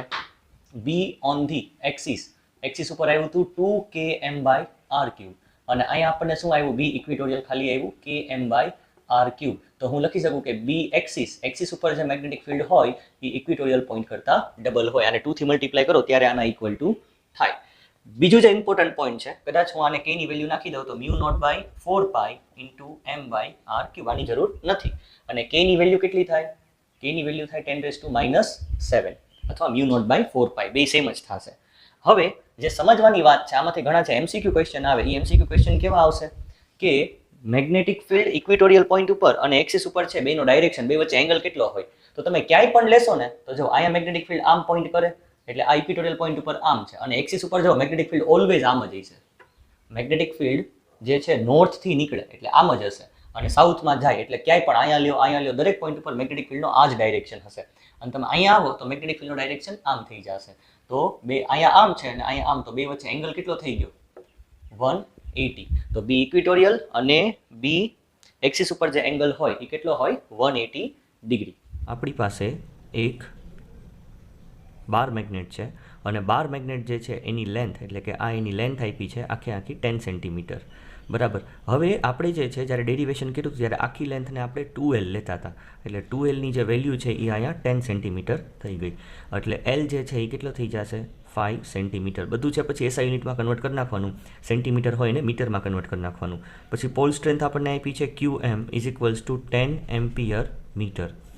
Calculate the magnetic field at a distance of 0.2 metre. આપણને ડિસ્ટન્સ આપ્યો છે R is equals to 0.2 metre. હવે એ ક્યાં લેવાનો છે? એક જે ડિસ્ટન્સ આપણે લેવાનું છે એ આ એક્સિયલ લાઇન ઉપર લેવાનું છે, એ તમે ક્યાંય પણ લઈ શકો, લેફ્ટ હેન્ડ સાઈડ ઓર રાઇટ હેન્ડ સાઈડ, અને એક જે છે એ આપણે ક્યાંય ઉપરની બાજુ લેવાનું છે ઇક્વિટોરિયલ લાઇન ઉપર, બરાબર. તો એના માટે આપણે ઇક્વેશન ડિરાઈવ કરી હતી. હવે એક જે ઇક્વેશન હતી, જે પહેલી આપણી ઇક્વેશન હતી એક્સિયલ લાઇન માટે, બરાબર. હવે એક્સિયલ લાઇન માટે આપણી પાસે બે ઇક્વેશન હતી. એક ઇક્વેશન આવી હતી, હવે હું μ0/4π ને છે ને k લખીશ. μ0/4π ને હું શું લખીશ? k. So k into 2mr divide by r² minus L² whole square, બરાબર. આ જનરલ ઇક્વેશન હતી, અને જો આપણો જે R છે એ L કરતાં બહુ મોટો હોય તો એ કેસમાં આપણે શું કરીએ છીએ? આ ઇક્વેશન લઈએ છીએ B on the axis is equals to 2km by r³. પણ અત્યારે આ ઇક્વેશનની જરૂર નથી. શું કામ જરૂર નથી? કેમ કે L અને જે R છે એમાં બહુ ઝાઝો ડિફરન્સ નથી, બરાબર. સો B on the axis is equals to, હવે એવો ક્વેશ્ચન કરાવીશ કે જેમાં ઝાઝો ડિફરન્સ હશે એટલે તમને આઈડિયા આવી જશે. સો Kની વેલ્યુ જે છે એ 10⁻⁷, પછી 2 એઝ ઇટ ઇઝ. હવે મેગ્નેટિક મોમેન્ટ ફાઇન્ડ કરવી છે, m એટલે magnetic moment. So m is equals to, શું ઇક્વેશન હતી? 2 ઇન્ટુ L એટલે મેગ્નેટની લેન્થ ઇન્ટુ QM. મેગ્નેટની લેન્થ 2L કેટલું છે? 10 સેન્ટીમીટર, એટલે 0.1 મીટર લખી શકીએ, અને m એટલે પોલ સ્ટ્રેન્થ, QM એટલે પોલ સ્ટ્રેન્થ, તો આ થઈ જશે 1. એટલે આપણી જે મેગ્નેટિક ડાયપોલ મોમેન્ટ જે છે એ કેટલું થઈ ગયું? 1. અને કયા ડિસ્ટન્સે લેવાનું છે? 0.2 ફ્રોમ સેન્ટર. આ સેન્ટરથી 0.2 મીટર આ બાજુ લેવાનું છે, divide by r² plus L². R એટલે આપણને આપ્યો છે 0.2 એનો સ્ક્વેર, માઇનસ L². L કેટલો આપણને મળ્યો છે? 5 સેન્ટીમીટર. જોજો L છે એ 10 નથી લેવાનો, એટલે L 5 સેન્ટીમીટર, એટલે એને 100થી ડિવાઈડ કરો એટલે મીટરમાં કન્વર્ટ થાય, તો 0.05 સ્ક્વેર બધું છે SI યુનિટમાં લેવાનું, અને અહીંયા જે છે એ whole square is equals to, હવે ઉપર 2 ઇન્ટુ 0.2 એટલે 0.4 ઇન્ટુ 10⁻⁷, અને અહીંયા તમે 0.2નો સ્ક્વેર કરો એટલે 0.04, અને 0.05નો સ્ક્વેર તમે કરો એટલે 0.0025. બેને તમે એડ કરો એટલે આપણને મળશે 0.0375 હોલ સ્ક્વેર. હજી ઉપર એક હોલ સ્ક્વેર છે ને, બરાબર. અહીંયા કાંઈ નથી, અહીંયા હોલ સ્ક્વેર થઈ ગયું. શું હતું આપણી પાસે? 10⁻⁷ ઇન્ટુ 0.4 ડિવાઈડ બાય 0.0375 એનો સ્ક્વેર હતો આપણી પાસે, બરાબર. હવે આને આપણે વધારે સોલ્વ કરશું તો શું આપણને મળશે? 2.84 ઇન્ટુ 10⁻⁻5 ટેસ્લા. આ આપણો પાર્ટ એ, એટલે કે ફર્સ્ટ ક્વેશ્ચનનો આન્સર થઈ ગયો એક્સિયલ લાઇન. હવે આપણે મેગ્નેટિક ફિલ્ડ જોઈએ છીએ ક્યાં? ઇક્વિટોરિયલ લાઇન ઉપર. તો ઇક્વિટોરિયલ લાઇન ઉપર જનરલ ઇક્વેશન શું હતી? તો B on the equatorial line is equals to K into M divide by R square plus L square into, એટલે કે whole raise to 3/2 is equals to કેની વેલ્યુ 10⁻⁻7. મેગ્નેટિક ડાયપોલ મોમેન્ટની આપણે હમણાં ગોઈતી હતી 1. બધી વેલ્યુ સેમ જ લેવાની છે. એટલે આ થઈ જશે, આર આપ્યો છે 0.2 એનો સ્ક્વેર કરવાનો, પ્લસ એલ આપ્યો છે 5 સેન્ટીમીટર 0.05નો સ્ક્વેર અને રેઝ ટુ 3/2. હવે અને આગળ સોલ્વ કરો 10⁻⁻7. જો બહુ ડિટેલ સોલ્યુશન અત્યારે હું આ વિડીયોમાં નથી દેતો, બરાબર, કે આ કઈ રીતે આપણે સોલ્વ કરશું એ. હવે તમે આને સોલ્વ કરો 0.2નો સ્ક્વેરને, એટલે 0.04 થશે, 0.04 થશે. અને 0.05ના સ્ક્વેરને તમે કરો એટલે 0.0025 થશે. બેને તમે એડ કરો એટલે આ થઈ જશે 0.0425. અને હજી પાવરમાં જો 3/2 છે. ડન. હવે તમે આને ફર્ધર જો સોલ્વ કરશો તો આ થઈ જશે 10⁻⁻7 ડિવાઈડ બાય 8.76 ઇન્ટુ 10⁻⁻3 ટેસ્લા. અને હજી તમે આગળ આને સોલ્વ કરશો તો 1.14 ઇન્ટુ 10⁻⁻5 ટેસ્લા. એક વસ્તુ એ ધ્યાન રાખવાની કે ઇક્વિટોરિયલ ઉપર ઓલવેઝ એક્સેલ કરતાં ઓછું જ હશે. એટલે એમસીક્યુ સોલ્વ કરવામાં આપણને ઇઝી પડે કે ભાઈ ઇક્વિટોરિયલ ઉપર જ્યાં વધારે આપ્યો હોય એ જે ઓપ્શન છે એ ખોટો છે. અને ઘણીવાર આપણે સોલ્વ કરતા હોય ને ઇક્વિટોરિયલ ઉપર વધારે મળે તો સમજી લેવાનું કે આપણા સોલ્યુશનમાં કંઈક ભૂલ છે. હવે આપણે એવો ક્વેશ્ચન જોઈએ જેની અંદર આપણે કઈ ઇક્વેશન યુઝ કરશું? બી on the axial is equals two 2km/r³. Direct આ જ ઇક્વેશન આપણે યુઝ કરશું. તો હવે આ ક્વેશ્ચનમાં આપણને શું આપ્યું છે?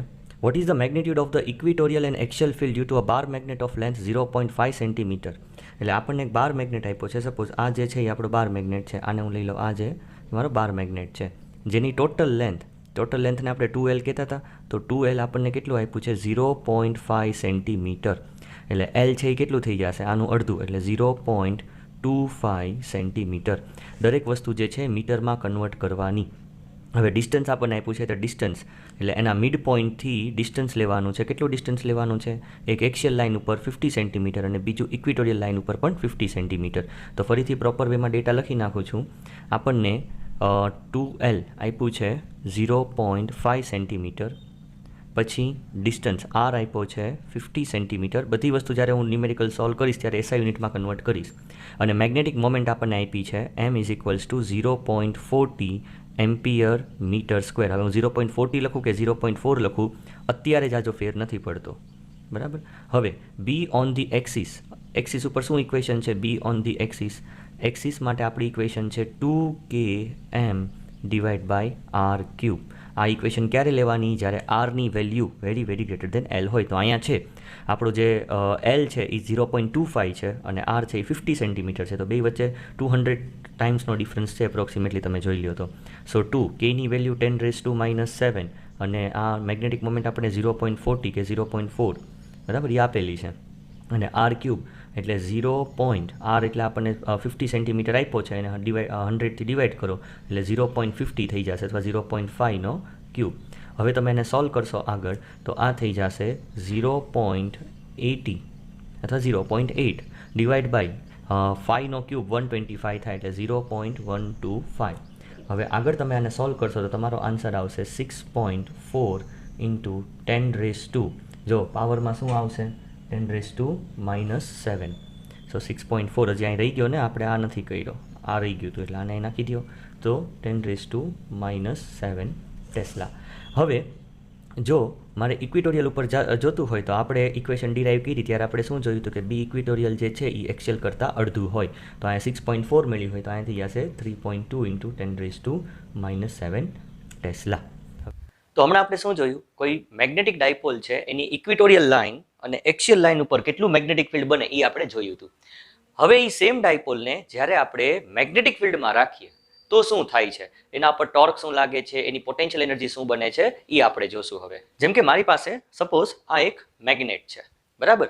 હવે એ મેગ્નેટને હું એક મેગ્નેટિક ફિલ્ડમાં રાખું અને આ નોર્થ પોલ છે. મેગ્નેટિક ફિલ્ડ છે એ નોર્થથી સાઉથ આ ડાયરેક્શનમાં હોય. એટલે જે નોર્થ પોલ છે, બરાબર, આ સપોઝ નોર્થ પોલ છે અને અહીંયાથી મેગ્નેટિક ફિલ્ડ આમ આવે તો નોર્થને આમ ધક્કો મારશે અને અહીંથી ફિલ્ડ આમ આવે તો સાઉથને શું કરે, ખેંચે ને. કેમ કે હું બે મોટા મેગ્નેટ લઈ લઉં, અહીંયા નોર્થ અને અહીંયા સાઉથ રાખું તો નોર્થથી સાઉથ ફિલ્ડ લાઇન્સનો જે ડાયરેક્શન છે એ ક્યાં હોય, નોર્થથી સાઉથ આમ હોય, બરાબર. તો આ જે છે એ જે મેં બહારથી મેગ્નેટ રાખ્યું, અલગથી મેગ્નેટ, આ જે તમને રેડ લાઇન્સ દેખાય છે ને એ એક્સટર્નલ મેગ્નેટિક ફિલ્ડ છે, બહારથી આપણે રાખ્યું છે.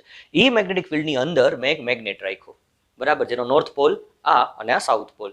હવે શું થશે, જે મેગ્નેટિક ફિલ્ડ છે નોર્થને આમ ધક્કો મારશે ને સાઉથને ખેંચશે. એટલે એક ફોર્સ જે છે એ આ ડાયરેક્શનમાં લાગશે અને બીજો જે ફોર્સ છે, બરાબર, એ આ ડાયરેક્શનમાં લાગશે. એટલે શું લાગે, આના ઉપર એક ટોર્ક લાગ્યો.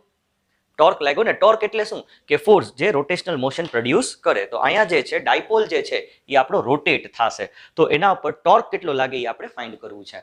ટોર્ક એટલે સિમ્પલ લેંગ્વેજમાં કહું તો જે રોટેશનલ મોશન પ્રોડ્યુસ કરે. પણ મેથેમેટિકલીની જે ઇક્વેશન છે, જનરલ ઇક્વેશન, જેની અંદર એવું કહેવામાં આવે કે કોઈ પણ ઓબ્જેક્ટ ઉપર ટોર્ક લાગે, ફોર એક્ઝામ્પલ આના ઉપર આ ડાયરેક્શનમાં ફોર્સ લાગ્યો અને આના ઉપર આ ડાયરેક્શનમાં ફોર્સ લાગ્યો, એટલે આ જે છે એ આમ રોટેટ થયું.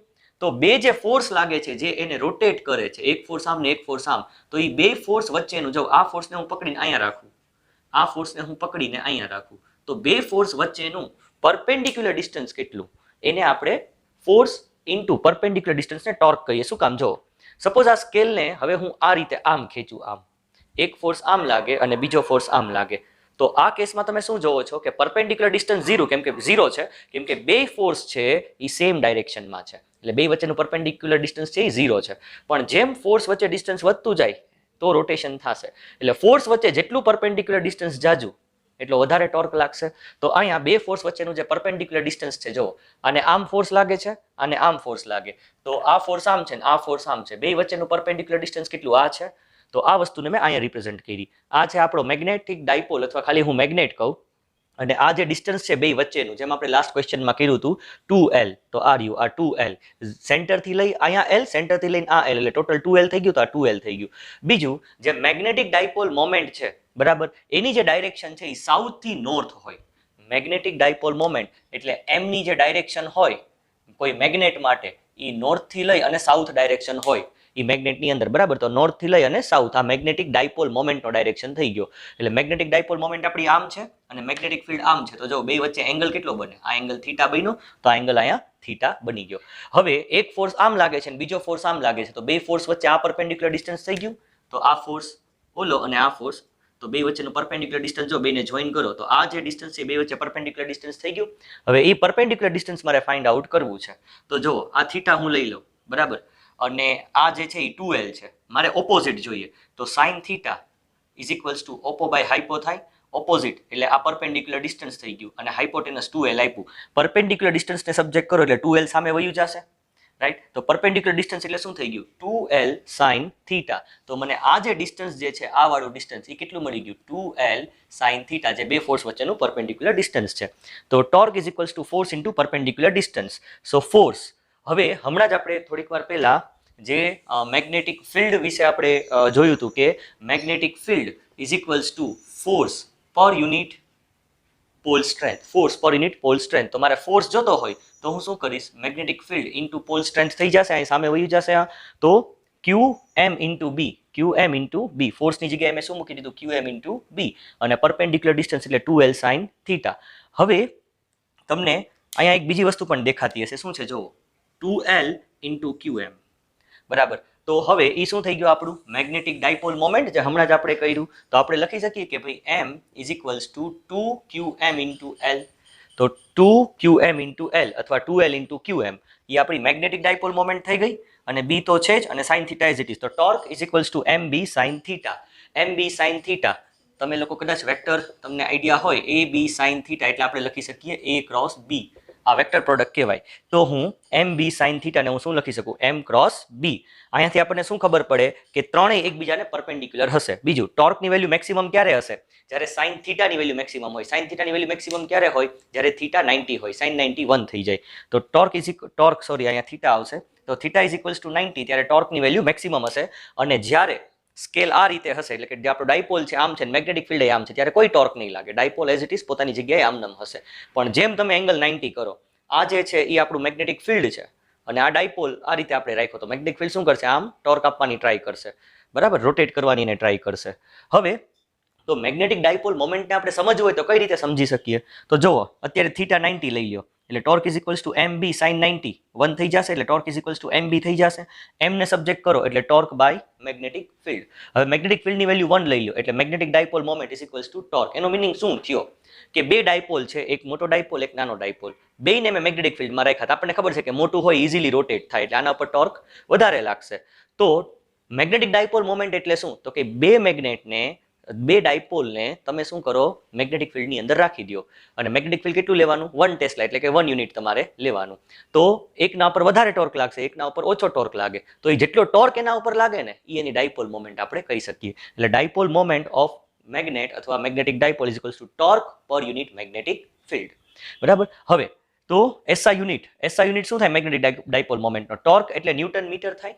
ટોર્ક ફોર્સ ઇન્ટુ ડિસ્પ્લેસમેન્ટ છે એટલે ન્યૂટન ઇન્ટુ મીટર, એટલે ન્યૂટન અને મીટર, અને મેગ્નેટિક ફિલ્ડનો યુનિટ ટેસ્લા, તો newton metre per tesla, newton metre per tesla. Newton metre એટલે જૂલ પણ થાય તો જૂલ પર ટેસ્લા. અને બીજું હમણાં જ તમને કીધું હતું કે magnetic moment of an electron અથવા current loop is I into A, તો આઈ ઇન્ટુ એ એટલે ampere into metre square, A છે એ એરિયા છે. તો અહીંયા સુધી તમને ક્લિયર થઈ ગયું હશે, બરાબર. હવે હજી એક વસ્તુ એ આપણે જાણવાની છે કે આ એમ ક્રોસ બી એટલે શું થાય? તો જુઓ, અહીંયા એમ આ ડાયરેક્શનમાં છે, સાઉથ ટુ નોર્થ આ વાળું, અને મેગ્નેટિક ફિલ્ડ આ ડાયરેક્શનમાં છે. તો હવે આપણે ટોર્કનો ડાયરેક્શન જોતો હોય તો એમ થી બી બાજુ આપણે આપણો હાથને ક્રોસ કરવાનો. જુઓ, એમ થી બી બાજુ, તો એમ ક્રોસ બી કરું રાઈટ હેન્ડ, તો થંબ ક્યાં પોઈન્ટ કરે? અંદરની બાજુ. એટલે જ્યારે આ આમ રોટેટ કરતું હશે, જ્યારે આમ રોટેટ કરતો હશે ડાયપોલ, તો જે ટોર્ક છે એનો અંદરની બાજુ પોઈન્ટ કરે. બીજું કે સપોઝ અત્યારે હું આ રીતે લઈ લઉં, આપણે આને આના બદલે આમ રાખ્યો છે, તો આ મેગ્નેટિક ડાયપોલ મોમેન્ટ થઈ ગઈ, આ મેગ્નેટિક ફિલ્ડ થઈ ગયું. તો આ જુઓ, આ વેક્ટર જે કેપ, આ વેક્ટર આઈ કેપ, તો જે ક્રોસ આઈ, જે ક્રોસ આઈ શું થાય?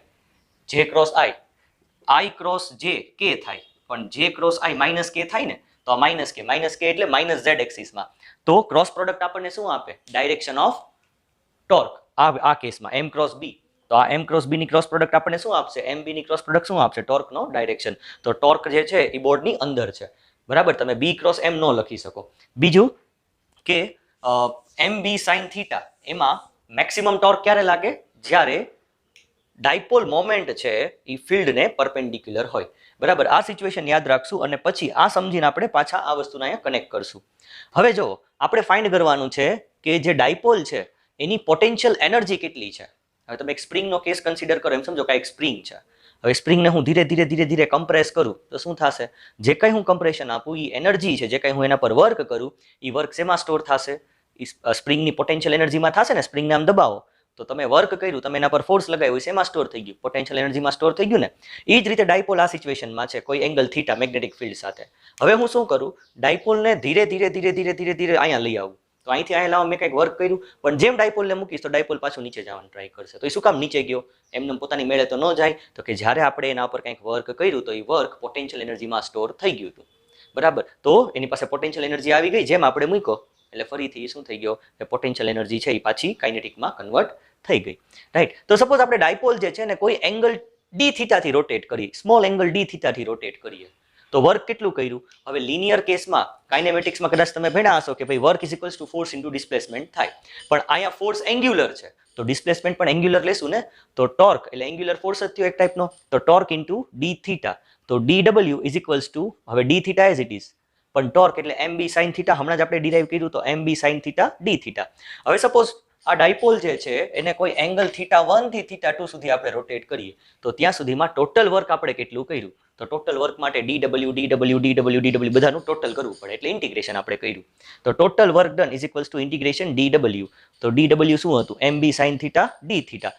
M constant, magnetic dipole moment, field પણ યુનિફોર્મ છે એટલે કોન્સ્ટન્ટ થઈ ગયું. તો MB θ1 to θ2 sin θ d θ. હવે sin θ નું ઇન્ટિગ્રેશન માઇનસ cos θ, તો sin θ નું ઇન્ટિગ્રેશન માઇનસ cos θ, θ1 to θ2. હવે શું કરવાનું? Upper limit minus lower limit. તો માઇનસની સાઇન મેં બહાર લઈ લીધી, તો minus MB cos θ2 minus cos θ1. Or માઇનસની સાઇન જો હું અંદર લઈ લઉં તો આ વાળી ટર્મ પ્લસ થઈ જશે અને આ વાળી ટર્મ માઇનસ થઈ જશે. તો હું લખી શકું cos θ1 માઇનસ cos θ2. બે ઇક્વેશન સાચી છે, બુકમાં આ આપેલી છે, મેં આ લખી છે, બે ઇક્વેશન સાચી છે. બરાબર. હવે આપણે એવું માની લઈએ કે પહેલાથી જે ડાયપોલ જે છે એ આ રીતે 90 ડિગ્રી હતો મેગ્નેટિક ફિલ્ડને, આ રીતે 90 ડિગ્રી એ હતો, તો θ1 90 લઈ લો. પછી તમે એને કાં આ રીતે રોટેટ કરો છો, કાં તમે આ નીચેની બાજુ લઈ જાઓ છો, ટૂંકમાં તમે એને કોઈ એંગલથી એને રોટેટ કરો છો. તો જે એંગલથી તમે એને મેગ્નેટિક ફિલ્ડ સાથે જે એંગલથી તમે એને રોટેટ કર્યો એ એંગલ આપણે θ લઈ લઈએ. તો θ1 ઇનિશિયલ કેસ 90, પછી થઈ ગયો θ2. તો W ઇઝ ઇક્વલ્સ ટુ, તો આ ઇક્વેશનમાં મૂકી દો θ1 90 cos 90 0 અને θ2 ની જગ્યાએ θ, તો W is equals to -mb cos θ. હવે જે કાંઈ તમે વર્ક કર્યું એ વર્ક શેમાં સ્ટોર થઈ ગયું? પોટેન્શિયલ એનર્જીમાં. તો આ વર્કને હું કહી શકું U is equals to -mb cos θ. હવે હજી તમે 11th ભણી ગયા હશો કે work is equals to change in kinetic energy, 9th પણ આવી ગયું. તો work is equals to change in kinetic energy or work is equals to change in potential energy. જેમ કે આ ડસ્ટર છે, આના પર હું કેટલું વર્ક કરું, તો આ પોઈન્ટ ઉપર કંઈક પોટેન્શિયલ એનર્જી છે, હવે હું ઉપર લઈ ગયો, પોટેન્શિયલ એનર્જી વધી, તો વર્ક કેટલું કર્યું? ચેન્જ ઇન પોટેન્શિયલ એનર્જી જેટલું. તો work is equals to change in potential energy. તો ઘણીવાર તમને એમ કે ડાયપોલને આપણે θ1 એંગલથી θ2 રોટેટ કર્યો, તો વર્ક કેટલું કર્યું? તો વર્ક આપણે કેટલું કર્યું? ચેન્જ ઇન પોટેન્શિયલ એનર્જી જેટલું. એટલે આ mb cos θ1 minus cos θ2. mb cos θ potential energy છે ને mb cos θ2 પણ પોટેન્શિયલ એનર્જી જ છે, એટલે આ પોટેન્શિયલ એનર્જીનો ચેન્જ. તો હવે આપણે અલગ અલગ કેસીસ જોઈએ કે ફર્સ્ટ કેસમાં આપણે શું જોઈએ છીએ કે θ0 છે. જ્યારે θ0 હોય ત્યારે ટોર્ક જે છે mb sin 0, sin 0 એટલે 0 થઈ જાય, તો એ કેસમાં ટોર્ક જે છે એ આપણો 0 થઈ જશે. પણ આપણે જો પોટેન્શિયલ એનર્જીની આપણે વાત કરીએ, બરાબર, તો પોટેન્શિયલ એનર્જી એટલે mb cos θ માઇનસ છે આગળ, બરાબર, cos 0 1 થઈ જાય. તો જ્યારે θની વેલ્યુ 0 હોય એ કેસમાં ટોર્ક 0 થઈ જાય, પણ પોટેન્શિયલ એનર્જી છે એ -mb, બરાબર. હવે માઇનસ પોટેન્શિયલ એનર્જી નેગેટિવ એવું ઇન્ડિકેટ કરે કે સિસ્ટમ જે છે એ સ્ટેબલ છે, બરાબર. ફોર એક્ઝામ્પલ, જેમ કે આ ડસ્ટર છે, તો ડસ્ટરને મેં સ્કેલ ઉપર રાખ્યું, તો હવે હું રેફરન્સ લઈ લઉં, તો આનાથી ઉપરની પોટેન્શિયલ એનર્જી પોઝિટિવ, અહીંયા 0, આનાથી નીચેની નેગેટિવ. તો ઓબ્જેક્ટ જેટલું નીચે હશે એટલી એની પડવાની કે તૂટવાની શક્યતા ઓછી રહેશે. એટલે હું કહીશ કે ભાઈ જેટલું નેગેટિવ છે એટલી એની પોટેન્શિયલ એનર્જી, એટલે કે એ નેગેટિવ જેટલી પોટેન્શિયલ એનર્જી હોય એટલું એ સ્ટેબલ હોય. તો જે કન્ડિશનમાં ટોર્કની વેલ્યુ 0 હોય અને પોટેન્શિયલ એનર્જી નેગેટિવ હોય, એટલે આ સિચ્યુએશન થઈ ગઈ θ0. તો એ કેસમાં હું એવું કહી દઈશ કે પોટેન્શિયલ એનર્જી છે એ કેવી છે? પોટેન્શિયલ એનર્જી છે એ નેગેટિવ છે અને ટોર્ક 0 છે, અને એ સ્ટેટને અથવા એ સિચ્યુએશનને આપણે કહીશું સ્ટેબલ ઇક્વિલિબ્રિયમ. કેમ કે ડાયપોલ સ્ટેબલ છે, તમે મેગ્નેટિક ફિલ્ડમાં એને આ રીતે રાખ્યો છે, આ જે છે એ આપણું મેગ્નેટિક ફિલ્ડનો ડાયરેક્શન છે, અને મેગ્નેટિક ફિલ્ડમાં જ્યારે ડાયપોલને આપણે આ રીતે રાખીએ, તો જેમ તમે આનાથી ઉપર લ્યો તો એ નીચે આવી જશે, નીચે લઈ જાઓ તો એ પાછો ઉપર આવી જશે. એટલે એ પોતાની જે સ્ટેબલ પોઝિશન છે ત્યાં રહેવાની ટ્રાય કરશે, એટલે એને આપણે સ્ટેબલ ઇક્વિલિબ્રિયમ કહેશું. હવે જો ડાયપોલને હું આ રીતે રોટેટ કરી 90 ડિગ્રી લઈ જાઉં, આ ડાયપોલ મોમેન્ટનો ડાયરેક્શન સાઉથ ટુ નોર્થ, આ રીતે હતું આપણું મેગ્નેટ, અહીંયા સાઉથ, અહીંયા નોર્થ, બરાબર. તો આ જે છે એંગલ કેટલો થઈ ગયો? આ મેગ્નેટિક ડાયપોલ મોમેન્ટ અને આ મેગ્નેટિક ફિલ્ડ એંગલ 90 થઈ ગયો. તો જ્યારે θની વેલ્યુ 90 હોય ત્યારે શું થશે? ટોર્ક મેક્સિમમ લાગશે, એટલે ડાયપોલ જે છે પાછો આમ આવવાની ટ્રાય કરશે. પણ આ કેસમાં પોટેન્શિયલ એનર્જી 0 લીધી. હવે આપણને થાય 0 કાં લીધી? પોટેન્શિયલ એનર્જી એક રેફરન્સ ક્વોન્ટિટી છે, તમે કોઈ રેફરન્સ પોઈન્ટ ઉપર 0 લઈ શકો છો. એટલે આ પોઝિશને પોટેન્શિયલ એનર્જીને જો 0 લઈએ તો 0 થી નીચે જાઓ તો નેગેટિવ અને 0 થી ઉપર જાઓ તો પોઝિટિવ. એટલે જ આપણી પોટેન્શિયલ એનર્જી અહીંયા નેગેટિવ આવી, અહીંયા 0 આવી, અને જો હવે ડાયપોલને હજી આપણે આમ કરી નાખશું તો અહીંયા આપણી પોટેન્શિયલ એનર્જી પોઝિટિવ આવશે. તો જ્યારે ડાયપોલ 90 ડિગ્રી ઓરિએન્ટેડ હોય મેગ્નેટિક ફિલ્ડ સાથે, ત્યારે પોટેન્શિયલ એનર્જી એની 0 હોય અને ટોર્ક મેક્સિમમ હોય. આ કન્ડિશનમાં ડાયપોલ છે આમ રહી જ નહીં શકે, તમે રાખશો તરત આમ આવી જશે, આમ રાખશો તરત આમ આવી જશે, પણ અહીંયા રાખશો તો ન્યા રહેશે, બરાબર. એટલે આને નોટ ઇન ઇક્વિલિબ્રિયમ, આને કોઈ જાતની ઇક્વિલિબ્રિયમ કન્ડિશન ન કહેવાય, બરાબર. થર્ડ કેસ લઈ લઈએ, જ્યારે થીટાની વેલ્યુ 180, એટલે ડાયપોલ આમ હતો, હવે રોટેટ કરીને આપણે આમ 180 લઈ આવ્યા, એટલે હવે સિચ્યુએશન આખી આવી થઈ ગઈ. આ આપણો નોર્થ પોલ, આ સાઉથ પોલ, એટલે મેગ્નેટિક ડાયપોલ મોમેન્ટ આ ડાયરેક્શનમાં છે અને આપણે એપ્લાય કરેલું મેગ્નેટિક ફિલ્ડ આમ છે, એટલે બે વચ્ચેનો એંગલ જે છે એ 180 થઈ ગયો. તો એ કેસમાં પણ ટોર્ક 0 લાગશે. તમે આમ ફેરવી નાખો એટલે ડાયપોલ આમનો પડ્યો રહેશે, એટલે ટોર્ક લાગતો જ નથી. પણ પોટેન્શિયલ એનર્જી છે એ પોઝિટિવ છે. પોટેન્શિયલ એનર્જી પોઝિટિવ એટલે શું? આને મેં 0 લઈ લીધી, તો હું જેમ ઉપર લેતો જાઉં, બરાબર, એમ પોટેન્શિયલ એનર્જી છે એ વધતી જશે, એટલે પોઝિટિવ થતી ગઈ. પણ જેમ મૂકી દઈશ તો નીચે પડી જશે. તો સેમ તમે ડાયપોલને અહીંયા લઈ આવ્યા, ડાયપોલ આમનમ છે, બરાબર. હવે જો તમે ભૂલથી આને થોડુંક આમ ઊંચું કરશો એટલે ફટ દઈને આમ ફરી જશે. તો આ ફરી ગયું એટલે ઇક્વિલિબ્રિયમમાં તો હતું, આ ઇક્વિલિબ્રિયમમાં જ છે, રબરને કે સ્પ્રિંગને ખેંચી રાખ્યું છે. પણ જેમ આપણે મૂકી દેશું, બરાબર, એટલે એ એકદમ સ્પીડથી જશે. તો એ જ રીતે આને આપણે આમ તો રાખ્યું છે, ઇક્વિલિબ્રિયમમાં છે, હલતુંય નથી, પણ જો થોડીક આપણે અહીંયા કંઈ કરશું એટલે ફટ ફરીને આમ થઈ જશે. તો ઇક્વિલિબ્રિયમ તો છે પણ કેવું છે? અનસ્ટેબલ છે. પણ જ્યારે થીટા 0 હતો ત્યારે ઇક્વિલિબ્રિયમ હતું, પણ કેવું હતું? સ્ટેબલ. કેમ કે થોડું કામ કરશું તો પાછું નીચે આવી જશે, નીચે લઈ જશું તો પાછું ઉપર આવી જશે. એટલે ઓબ્જેક્ટ ઓલવેઝ ટ્રાય કરે કે ઇક્વિલિબ્રિયમમાં રહે, લોવેસ્ટ પોટેન્શિયલ એનર્જીમાં રહે. તો આ ડસ્ટર જે છે, જો હું આ પોટેન્શિયલ એનર્જી 0 કરી દઉં તો ડસ્ટર હજી ટ્રાય કરશે કે મારી પોટેન્શિયલ એનર્જી આનાથી હજી ઓછી થાય, જેથી એને પડવાની કે તૂટવાની શક્યતા છે એ ઓછી રહી. તો હવે આ ક્વેશ્ચનમાં આપણને શું કીધું છે? અ short bar magnet placed with it's axis 30 degree, અહીંયા જે છે આપણી પાસે ડિગ્રી છે 30 degree, with a uniform magnetic field of 0.16 tesla. એટલે કે સપોઝ આ જે છે એ મેગ્નેટિક ફિલ્ડનો ડાયરેક્શન છે આપણી પાસે, આ ડાયરેક્શન આપણો મેગ્નેટિક ફિલ્ડનો છે, અને મેગ્નેટિક ફિલ્ડની અંદર આપણે આ રીતે, બરાબર, આપણે આ રીતે વિથ ધ એંગલ 30 આપણે શું કર્યું છે? એક મેગ્નેટ રાખ્યું છે. અને એના પર જે ટોર્ક લાગે છે એ કેટલો લાગે છે? 0.032 ન્યૂટન મીટરનો. એટલે અહીંયા આપણે લખી નાખી થીટા કેટલો આપ્યો છે? 30 ડિગ્રી. પછી આપણને ટોર્કની વેલ્યુ આપી છે 0.032 ન્યૂટન મીટર અથવા જૂલ, અને મેગ્નેટિક ફિલ્ડ આપણને આપ્યું છે 0.16 tesla. If the bar magnet is free to rotate its potential energy when it is in a stable equilibrium.